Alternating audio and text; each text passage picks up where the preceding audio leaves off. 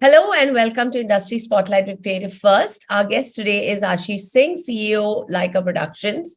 Ashish is working as a CEO at Leica Productions, which produces films in Tamil, Hindi, and Telugu. And he's also an Indian film producer. He was earlier director original film at Netflix and briefly was the CEO of motion pictures at Balaji Telefilms. Prior to that, he was a vice president at Yash Raj Films from March 2005 to April 2018, where he was also an executive producer for all films produced there. He holds the world record for serving as an executive producer on maximum number of Hindi films produced.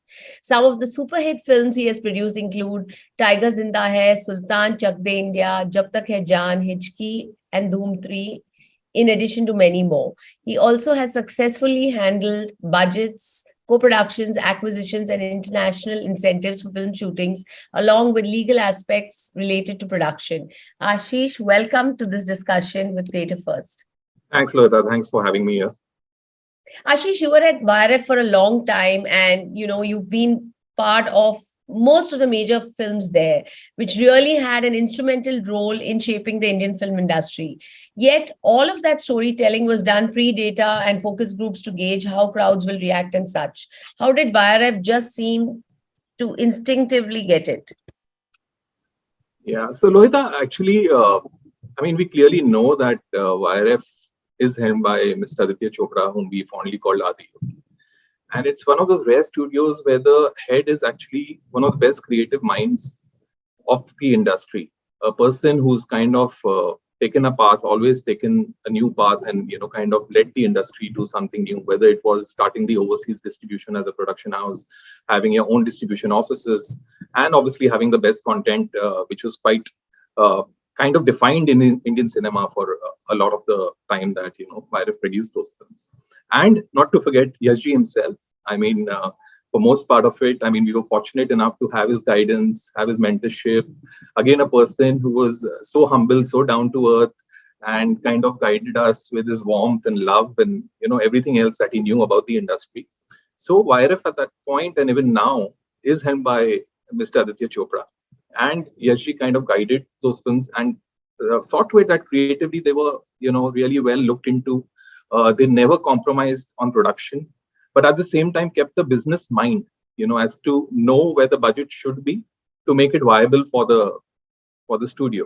And that's the reason why YRF has survived. So it's not only about the great content that YRF has delivered over a period of time, but at a certain budget and keeping the business angle in mind. So with Yashji and Adi, there was no real reason to have any data or a focus group to kind of vet the YRF content.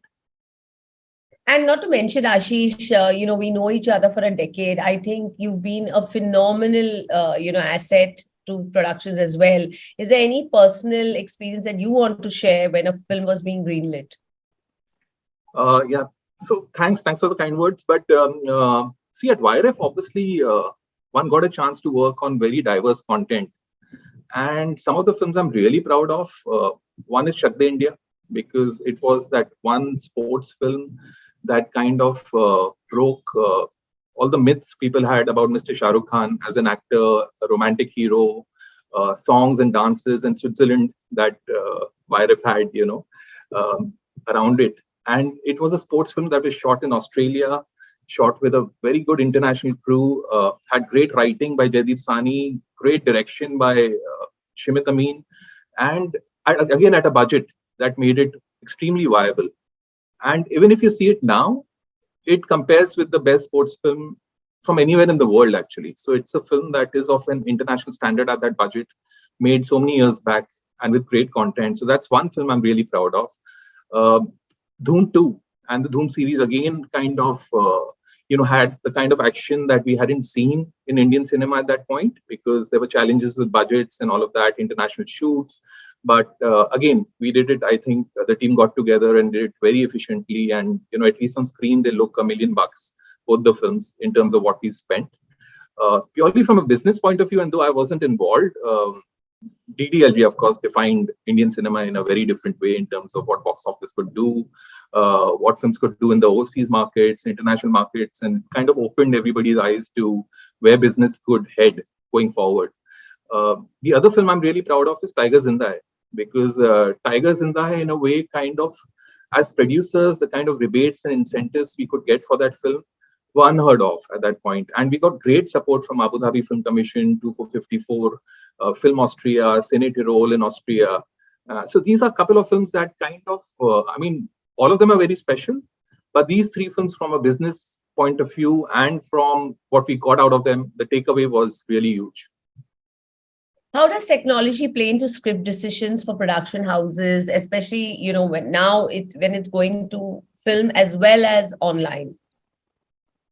So production houses, kind of, each one has their own way of working, right? Like, I mean, I don't really want to name each production house, but some of them have a core creative team that kind of decides on which films to take in. Usually the scripts are pitched to them and they kind of go through them, and if they like a script, they talk about casting, director, all of that. But some of the bigger production houses, like if I can talk about again Yash Raj, Dharma, Mr. Sajid Nadyadwala and his production house, Excel, some of the established houses, they have a very different way of working. They have a certain comfort with some directors. Some of the directors are signed for 3 films, so back to back they end up doing various projects. But it all is led to the script. Actually, it starts always with the script being picked up, and then you kind of build around it from a creative team point of view, directors, technicians, casting, and all of that. So, you have scouted for foreign locations, right, as a producer. Can you explain what are the advantages and disadvantages of this? So when you scout locations, especially if you're talking about scouting locations just online, when you're planning your film, like from a pre-production point of view, the world has opened up right now. And most of the countries have their film commissions or their tourism boards who are very aggressive, more for India, towards India. There was a time when I can say maybe 20 years back where they saw India in a very different light. They used to think that Indian producers are producers who want to just save money, not and do a compromise project without taking permissions and all of that. But now they've learned the value of an Indian producer in terms of the number of eyeballs you can reach to, how professional the producers are now, how efficient the production teams are, and the world has opened up to us. So it's become very easy for an Indian producer to actually scout locations because they come to us first, and we then kind of are guided by them.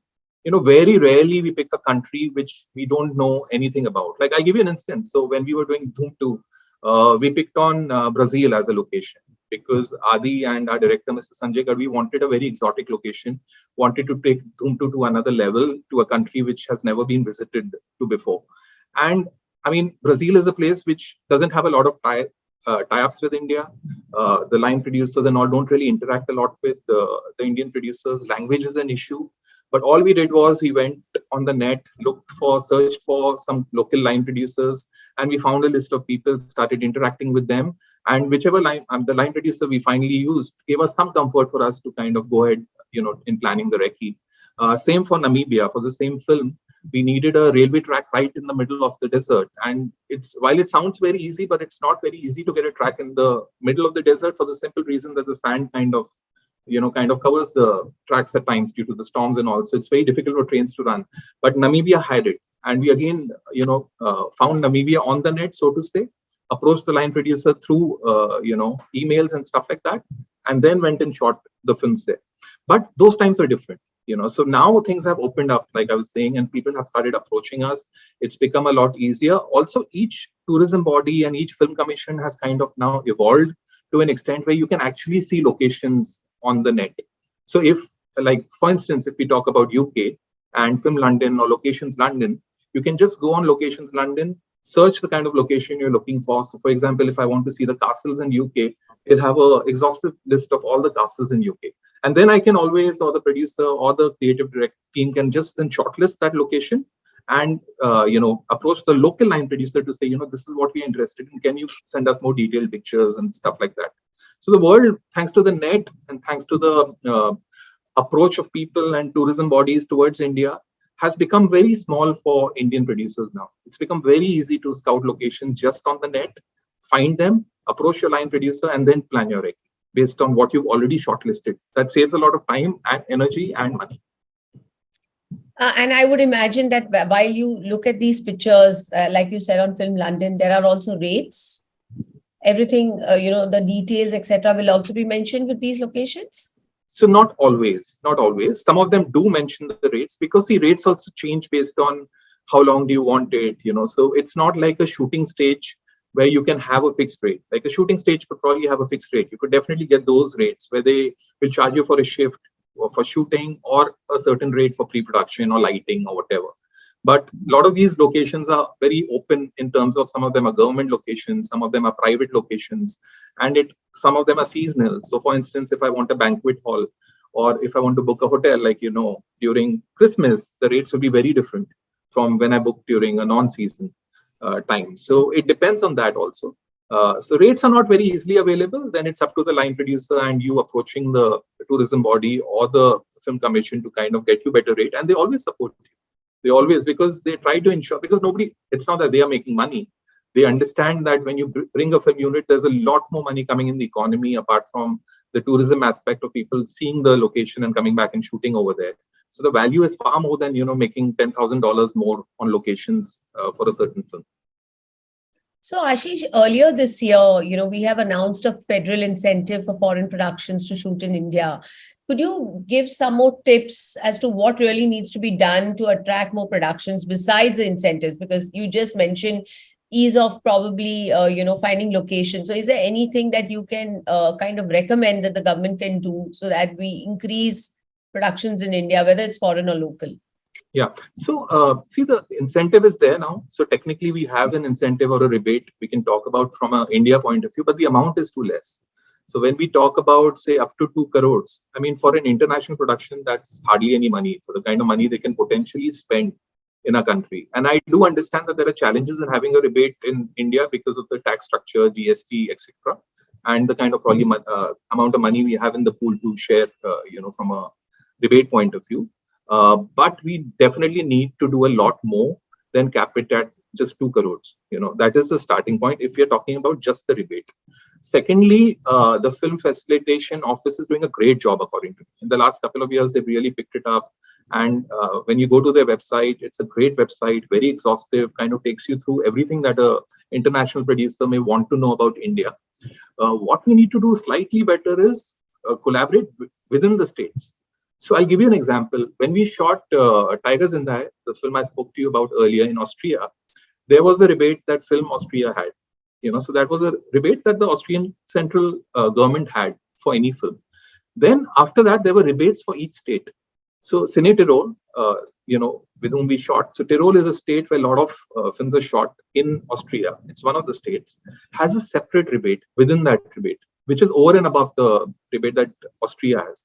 And further down, there's Innsbruck, a small little town where we actually shot the film, which had a small rebate again. So when we added everything, it became like a huge bonus, the rebate that we got from Cine Tirol and the rebate we got from Innsbruck. So if the government can find some ways of remember the numbers just for impact to understand? Contractually, I cannot share those numbers. It won't be right for me. Maybe percentages? Yeah. So see, Film Austria at that point, if I remember correctly, had a 25% on your spend and the VAT was refunded. So whatever we spent, we got a 25% on that. Cine Tirol and Innsbruck Tourism gave us a fixed amount over and above that. So it had got nothing to do with what we were spending, but it was just a fixed amount that they gave us. And all we had to do was give them a couple of behind the scene videos, in terms of actors talking. So obviously it became a talking point for them also when you have somebody like Salman Sir or Katrina talking about the comfort of shooting, the director Ali Abbas Zafar talking about it, the producers at YRF talking about it. So it's become their showreel in a way. And in the bigger scheme of things, it doesn't really impact them because they have gained a lot after that also. But as producers, for us, it became a win-win because those little rebates, added rebates and incentives probably took care of our travel and our boarding, so which is a big boon. Fantastic. Yeah, so which is a big boon, for the producer. So if coming back to your question, if there's a way that, the Indian government, I mean, apart from what they're doing, they've started doing a great job. There's no question about it. So Film Facilitation Board office is doing a great job. They need to get the states together to complement that rebate. So if a producer wants to say shoot in Rajasthan, bring in, the hotels, bring in tourism Rajasthan or Gujarat or whichever state they want to shoot in, to add value to it. That may make it a little more easier for an international producer to come and shoot. Obviously, there are things like single window clearances and all that everybody has become conscious about, and which are being provided now, which is great again from an India point of view. But coming together of these states with the government at the center, I think is really important. And the other thing, sorry, people are wary of dealing with some Indian line producers. I mean, I think we should be very clear about who are the right guys to be working with, because one bad experience can, change everything. Because So one, we should have probably a national empanelment. It's very clearly put yeah, up on the FFO site. yes, Yeah, for an great. international production, at least the Yes. line producers should be vetted by one of these government bodies and kind of approved, and based on the work that they've already done. Because I know we cannot stop new people from starting, and we should encourage them, but at least there should be some guideline to kind of, vet it. Ashish, you were talking about Austria and we were talking about incentives. Did Austria approach, I'm talking about the marketing angle as well, because how many people think of shooting in Austria? So was this something where they approached you as a marketing campaign and they said, YRF, consider us, move from Switzerland, pun intended? Yes, they did. They did in a very different way. So in any case, you have a lot of these line producers, or like I said earlier, tourism bodies traveling into India, across various events, or reaching out directly to you through email or through, whatever, LinkedIn or wherever, to say, that come and shoot with us. So Austria did, They but did. that Okay. was not the Because reason. I'm talking about discoverability. So obviously, as Indians, we're very, very proud about these initiatives the government is taking. But what is it, in your opinion, that they can do to have discoverability? Because today Yes. it's not about Hollywood shooting in India. It could be Korean film shooting in India. It could be Turkish films, right? We have such an amazing landscape. Yeah. So how do you think that discoverability can improve? So you're absolutely right. Marketing is very important, and marketing is not only important in bringing a production, but what you do with it after the production leaves, so that people learn and know that how films were shot there, and what was the value add from that country or that film body that kind of supported them. And this is something that Abu Dhabi is doing brilliantly.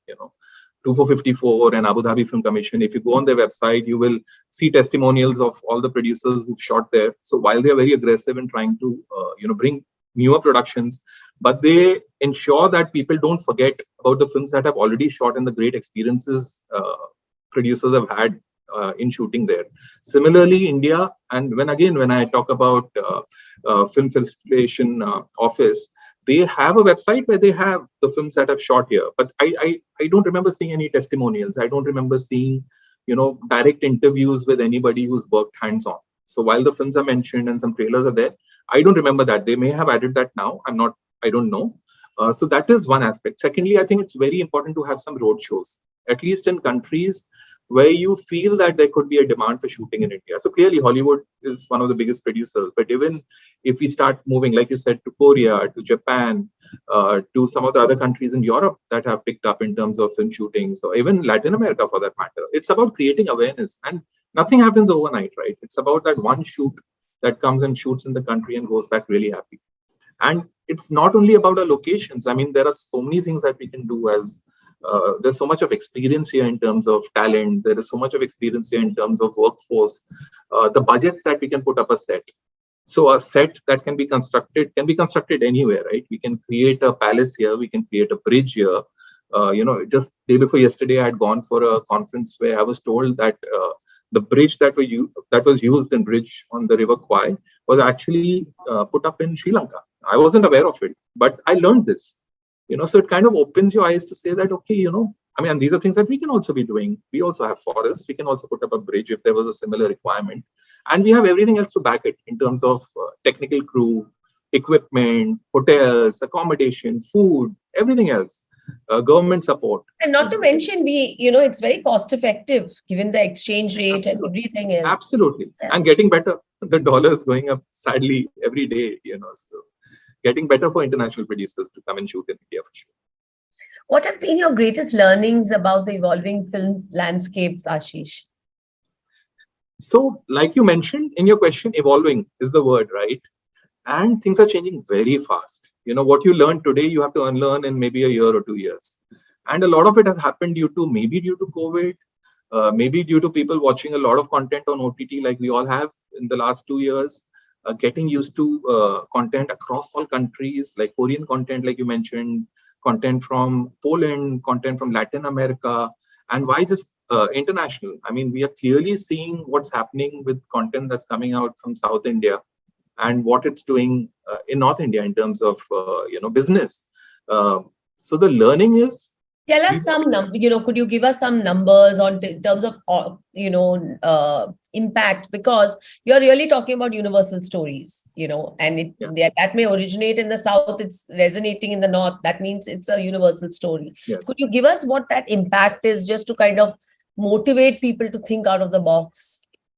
So very clearly, I mean, as far as content is concerned, what is really working are characters. Because again, on OTT, we've got used to watching characters more than the content. So if the character works for you or the characters work for you, that content kind of works for you. And this is something that the South industry has done fantastically well over the last few years. I mean, I don't want to say it, and I don't want to differentiate between North and South, because there are great filmmakers here, great filmmakers there, and those great filmmakers will continue making films. But it's the herd mentality that kind of hits us or affects us when we are doing our Hindi films. A lot of the directors are more kind of inspired by European cinema. Some of them, talk about European cinema. Some talk about Korean content. But where is that originality of the Indian story, the Indian characters? And that has worked for South India. So when we talk about numbers and the films that have done well, Bahubali 1, 2, Pushpa 1 that released, PS1 that we've just released as Laika. In fact, a film called Kantara that's doing so well currently. What is it? It is it's a story of a rural India, with this entire mystique of a demigod and all of that. I mean, technically, in today's time, in today's world, people would say, what is this? How can this happen? But it's done with such conviction, and the character is so strong that, I mean, when you experience it, you're like, wow, what did I just see? So it's about characters. I think that's one great learning in the last couple of years, that characters have become super important. And what has done well in India, I mean, in North also, Gangubai. So Gangubai was a character, it wasn't just a story. And of course, we had Mr. Bansali directing it. So a great filmmaker who will make a great film in any language for that matter. But character-driven stories have become very important. Characters within those stories have become very important, whether it's a film or a series. That's my biggest learning in the last couple of years. And I think we need to evolve, like you said. We need to just change our mindsets of what has worked in 4 years back will not work now, for sure. At least the formula won't work, We have to make stories that are engaging, that are evolving, and probably that talk about heartland of India, because we haven't seen all of that for sure. So Ashish, onwards and upwards from Hindi cinema to, I think what you are currently doing is basically exploring cinema, or rather content, in all options and languages. Any tips that you want to share with us on, your production experience? And also, if you could kind of also talk about, from a production and tax incentive, how you've really taken advantage and tapped into that potential as well. Okay, so I'll answer your second question first. I mean, purely in terms of the tax advantages that we've taken in terms of rebates and incentives, I spoke to you about my experience at YRF with Tiger Zinda Hai, where we got a great rebate from Abu Dhabi Film Commission, and not only that, they actually helped us put up a huge set in the backlot, which they supported us with because we couldn't go and shoot in Syria. The film was actually based in Syria about terrorism and all of that. There was no way you could go and shoot over there. They actually supported us in putting up that set at the backlot, and that set. And that was a very smart move from their point of view, because they are still using that set. So now when you see Vikram Vedha, it is the same set of Tiger Zinda Hai that has been cheated for Lucknow. So it is the same set. Obviously, as a production designer, they've evolved it. They've changed all the signages and stuff like that. Changed the windows to make the architecture match with what probably happens in or is seen in Lucknow. But these are ways of kind of lowering your production costs. So obviously, our cost of Tiger Zinda Hai came down by doing this, by partnering with in a way with 2454 and Abu Dhabi Film Commission, and it became a win-win for both, right? for them initially it must have sounded like, okay, we're spending so much money on the set, but they've kind of milked it totally, over a period of time, and probably got far more in return than what they had probably given us for that set. So that was one film where we really kind of, I think, did a great job with rebates and incentives. But apart from that, I mean, at YRF, we've always been very conscious, or were very conscious about getting rebates. So whether it was cheating a film like New York, which was called New York in Pennsylvania, and we shot it in Philly just to get the rebate because New York didn't have a rebate at that point of time. And every penny counts at the end of the day for a producer. Obviously, everybody's aware of the rebate that UK has on above the line costs and all of that. But I think it's become really important for a producer to look at these rebates and incentives being offered around the globe, and then push the envelope a little more by, getting into some marketing deals with the country, by giving them support from the actors, whether it's on the social media or interviews behind the scenes. It can really go a long way in subsidizing the cost for the producer. Ashish, what, in your opinion, is an ideal culture test? The reason I'm saying this is when we look at certain state film policies, their culture test is more about, say, shoot in front of this monument, and shoot this, and this should look like this place. And, you rightly pointed out, you cheated a movie which was supposed to be in New York, in Pennsylvania, because probably at that point of time, Pennsylvania said, I can be anywhere in the world. I can, give you New York, I can give you Mumbai, whatever it is. So, in your opinion, what is an ideal culture test, given so much of experience that you've had in production? The culture test that Yes. UK has is pretty well balanced because they have points for most of the things that you cover in a film shoot. So, for basic things like, is the film set in that state? I mean, if you're comparing it to a state in India, is the film set in that state? What percentage of the film is being shot in that state? So to get points for that, are you casting people from that state, or hiring talent or key technicians from that state? So there are added points for that. Like you mentioned, a few points for shooting on sites or on locations that add to the culture of that state. So whether you shoot in a fort or a palace or around that, because that definitely adds the tourism side, without a doubt. So these are the points that are mainly covered, in the UK rebate. And it's a very, very clear-cut point system where you score an X number of points for doing something, a yes, and 0 for saying no to that. We can definitely revolve our cultural test around that. And I think it's not a rocket science. States can easily do it, but they should definitely not take the word cultural very seriously. They are taking it quite seriously, in my opinion. And I think, as as a creative fraternity, it's good to inform them. And this is so valuable what you say. Also, in terms of getting the rebate, is there any administration that probably you work with so many states? So, is there any way where you can get the rebate faster? Can we improve administration in that regard in India?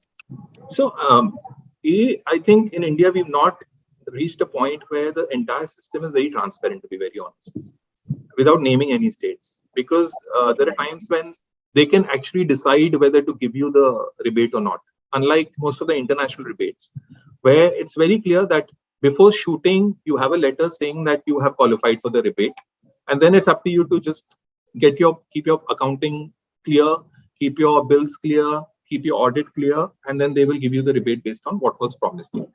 But in India, this entire system is not very transparent. There are a lot of states that are talking about a rebate, but a lot of producers haven't got it, or not aware of the entire system of getting it, and or are not aware of what are the documents that are finally required to get the rebate. So we definitely have a long way to work as far as that is concerned. Regarding audits and stuff like that, again, we need to ensure that the line producers are working on the project, know how to do accounting also, because unfortunately, again, that's a challenge with some of the Indian regional line producers. While they can get you the location, but they know very little about finance. So they should ideally have people in their crew who can account well, understand what GST means, what IGST means, what a proper invoice should be like, why cash transaction should be lesser in terms of locations or being paid out to people. So if we can get all this together, the process can become a lot more transparent, both for the producer and also for the state that's providing the rebate. In terms of global best practice, how does accounting work? This is a very valid point that you made, right? Because at the ground level, the person who's working on your production should know accounting. So Yeah. how do you get it right? What's the global best practice on this? I think you have to Governance. invest. I think you have to invest in a good finance team, and it's a very important investment because, like, I mean, typically over the last few The years line now, producer has to invest. Who has to invest? the production house, the Right. production house. So even if the line producer says that no, I don't have a competent person, then it's up to the producer to ensure that he's giving him a good accountant who's sitting in his office and ensuring that all the bills are up to date and are correct in terms of whatever other requirements by the income tax office. Also, what happens is that we have auditors now on the set, right? So that practice luckily has started in the last 7-8 years, where there are audit firms that are actually on your set on a daily basis, kind of vetting each bill, ensuring that your daily production report that we call DPR matches with your call sheet in a way, and whatever that variance is or that deviation is in terms of shifting or some requirements increasing by the director, that's reported the same evening to the production house. So these are practices that are kind of making it a little more transparent for a producer who could be into multiple projects, but getting a report every evening to know, okay, fine, today my film has gone over budget by a couple of lakhs because actor reported late, the shift got extended, or there was some issue at the location and we could not complete it. We have to shoot again on the same location tomorrow, whatever that issue is. But that this entire process needs to be transparent, is what I'm saying. And the minute you have your accounting in place, your production practices in place, it'll become a lot easier for the states and other people also to trust those accounts, and then it's up to the state to have the right people in their office to kind of ensure that the rebate comes back to the producer after he's followed all these guidelines and done his best to ensure that it's very transparent. So maybe, this is such a valuable input that you've given. Maybe the film associations can take up this as best practice and kind of also, initiate some outreach so that people have the right accounting team, right? I think that Yeah, would be one way to do it. Because absolutely. this is something which I was not aware of, which is fantastic that you say it, Yeah. right? What is the scope of a more unified Indian cinema? We're talking of regional content, but how do we really take this to the next level in terms of, global storytelling? So, actually, the world is open to us. It's up to us to make the most of it. And I tell this to everybody, and we all are aware that every sixth or seventh individual in the world is an Indian now. So we have, we can actually reach out to so many people. And I'm not even talking about Asians and other regions that, people who understand Hindi, probably from Bangladesh, Pakistan, and other countries, who are also a big audience for us, apart from the Middle East, where the Arabs have started watching our films, and even the international audience have started watching our subtitled versions of our films. So as far as the reach is concerned, we have the reach, and we have an audience that is quite looking at Indian content. I think where we failed to deliver so far is that we've still followed the formula that we discussed a little earlier. The same age-old stories. So while international audiences or international people who are not Indians will say that okay, fine, we like to watch Bollywood, so to say, but they will probably just watch one Bollywood film, with songs and dances because they don't like the length of the film. The minute our film goes to for an overseas distribution, say to Japan or Korea or the non-traditional markets, the first thing they say is, okay, reduce the length of your film, cut the songs, because our local audience will not appreciate this beyond the point. So make the film tighter, make it like a 2-hour film, delete all the songs or things that are not logical or whatever. This is something that we need to think through. That first we have to think that okay, there are certain films that will be made for the local audience, right? So then let's forget this angle of global for sure for those films. If they go and if they travel, nothing like it. And it's a business. As a production house, you have to think whether you're first catering to your audience and then talk about global. But there are certain things that you are doing for the global audience, whether you're making an original film for, say, a Netflix, Hotstar, or Amazon Prime, or any other OTT platform that has a big global reach. There, you should really be pushing the envelope to say that, we can reach the global audience. And now I'll give you a very strange example, and it happened by default. While I was at Netflix, there was an animation series called My Little Bean. Okay. So Mighty Little Bean, sorry. So it was an animation film that is silent, just 7 or 8 minutes. And it's about the character Beam, but Beam when he's small. And it was actually targeted at toddlers because they don't speak, right? So they can just hear sound and see some good visuals and enjoy it and smile or whatever. And this content became one of the most watched animated contents on Netflix globally. And the reason was simple: there was no language barrier, and it was engaging. It had that Indian culture, so to say, the colorful stuff was comic and was the most watched. So there is a reach. There are people waiting to watch. And it was being watched in Latin America, it was being watched in Europe, and probably more than in India. And we got great feedback from international Netflix offices to say, and it continues to play out season after season. So we have to just see what is that piece of content that can travel. And it's about one or two pieces, like Korea had its Parasite or Squid Games. We need to just have that one content. I mean, if I could and if I knew, I would have made it, or ensured that some of my producer friends would have made it. But none of us, I think, have cracked the code yet. But sooner or later, it's going to happen, right? Because as technical people, as creative people, I think we have everything, that going for us to make that piece of content. We just need to be conscious about probably the duration of the content and the how authentic it is. I think that's the right word. For coming from India, I mean, it should not be illogical because people will not buy into it. It should be authentic, maybe a true story coming out of India, a strong character, and then sky is the limit. Sooner or later, it's bound to happen. In fact, Rajamouli sir is in the US as we speak, trying to promote RRR. So that's the traditional, so to say, Indian, if I can use the word, masala film. And bravo, really, bravo. I mean, what's Exactly. happening? I kind of concur with your thought. We don't have a South and West and North divide. We just need to unify and probably work through that. So, to conclude, I want to ask you, what are your recommendations now that we want to become the content hub of the world as per our Prime Minister's vision? So we already, in a very different way, are the content hub, right? We are making the maximum number of films. We clearly know that, right? Also for OTT, we are the go-to market. I'm talking about the international OTT players. So whether it's Netflix, Prime Video, or Hotstar, we are the go-to market for their expansion and growth. Some of the platforms have not got back from India what they were expecting without taking names for different reasons. But they still, as an investor, to the investors, they have been pitching that this is the growth market. And with the kind of broadband reach we have, I mean, we still have so much to do in terms of, where OTT can play out in India. We are probably at less than 10% where OTT is watched actually. So sky is the limit in terms And of now 5G is coming. now 5G is coming. You have your mobile phones, you have your smartphones. People are also getting used to watching content. Even in a tier 2 town or a tier 3 town, people are getting used to watching, that kind of content, which we were not used to. Even for us, it took some time to adapt to the international content, right? That came on OTT. All of us didn't just lap it up. But over a period of time, we've understood that, this works well for us. This is authentic. These characters are working for us. So from our point of view, sitting in India, we have the talent, we have the inclination, we have everything else to support. We just need some creative minds to just get together. And it's that one piece of content that will actually deliver, that will change the landscape for us, And some people should definitely be thinking more global than local, which is happening. Some people do think, and even the OTT platforms do push. But overall, even the OTT platforms are right now saying that at least for the next 3 years, we want to build a subscriber base in India.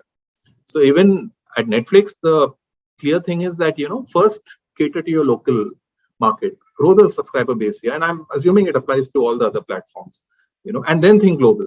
But as a creative, you can think about local, but at the same time have that edge to make it global, and that is where I think a lot of us should be thinking. And because sky is the limit again, in terms of what business film or the reach content can have, especially through OTT with 190 to 200 countries to play it in. So I think that's next for Laika. See, Laika, I mean, is actually our chairman, Mr. Subhash Karan, is very passionate about content. And Laika is based in UK, and the main business is something else. But Mr. Subhash Karan had a vision to, make great content, at least start with the Tamil industry.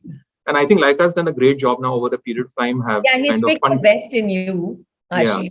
Yeah. Oh no, thanks for that. And has funded the biggest films. Even now, Punniyin Selvan is doing so well.